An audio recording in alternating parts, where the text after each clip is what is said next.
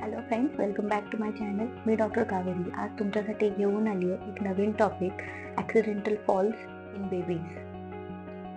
म्हणजे काय? जेव्हा आपलं बाळ कुणाच्या तरी हातून किंवा आपल्या हातून खाली पडतं किंवा खेळताना पडतं, अशा वेळेला आपण काय करायला पाहिजे? पहिली स्टेप, बाळ पडल्यानंतर किंवा लागल्यानंतर त्याला उचलून घ्या आणि शांत करा. कारण ज्याप्रमाणे आपण घाबरलेलो असतो त्याचप्रमाणे आपलं बाळही घाबरलेलं असतं. त्यामुळे त्याला शांत करणं गरजेचं आहे. म्हणजे तो आपल्याला व्यवस्थित एक्झामाइन करून देतो की एक्झॅक्टली त्याला लागलं काय आहे आणि किती आहे. विनाकारण आपणही ओरडाओरडा केल्यावर बाळ अजून घाबरून खूप जोरात रडू लागतं आणि मग व्यवस्थित एक्झामिनेशन करणं खूप अवघड होऊन जातं. सगळ्यात आधी शांत व्हा आणि बाळालाही शांत करा.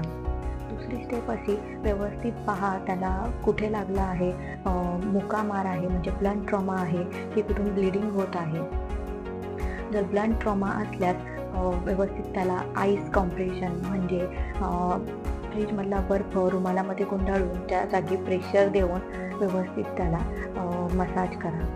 हे सगळं तुम्हाला हलक्या हाताने करायचं आहे. परंतु जर ब्लिडिंग होत असेल तर प्रेशर बँडेज द्यायचा आहे बाळाचं.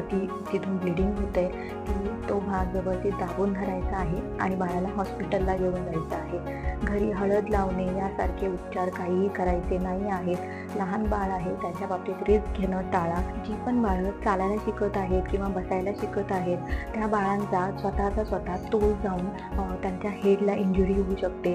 ही इंजुरी नेहमीच खूप सिव्हिअर असेल असे नाही किंवा कधीही नेहमी काहीतरी साधंच असेल असेही नाही. म्हणून प्रत्येक इंजुरी आपण सिरियसली घ्यायला हवी. ज्या वेळेला बाळ खाली पडतो डोक्यावरती त्यावेळेला बाळाच्या हालचालींवर लक्ष द्या. बाळ अनकॉन्शियस तर नाही आहे ना, स्वतः उठून खेळत तर आहे ना, आणि विशेष म्हणजे हा सगळा इन्सिडंट झाल्यानंतर बाळाने उलटी वगैरे केली आहे का किंवा अजून काही वेगळं लक्षण दिसत आहे का. जर असे काहीही लक्षण असल्यास तुम्ही लगेच डॉक्टरांकडे बाळाला घेऊन जा आणि तपासणी करा. घरच्या घरी बाळ व्यवस्थित होऊन जाईन, आपण वाट बघूया असं काहीही करू नका. कृपया बाळाला डॉक्टरांकडे घेऊन जा. कधी बाळं खेळता खेळता तोंडावर पडतात, हाताला लागतं किंवा डोक्याला मुकामार लागतो. अशा वेळी ते खूप रडतात. त्यावेळेला त्यांना सगळ्यात आधी पॅरासिटामॉल द्या किंवा आयबुप्रोफेन द्या, जे आपल्या सगळ्यांकडे इझिली अवेलेबल असतं. त्याने बाळाचं दुखणं कमी होतं आणि बाळ शांत होतं. नवनवीन व्हिडिओसाठी माझ्या चॅनलला लाईक, शेअर आणि सबस्क्राईब करायला विसरू नका. थँक्यू. बाय.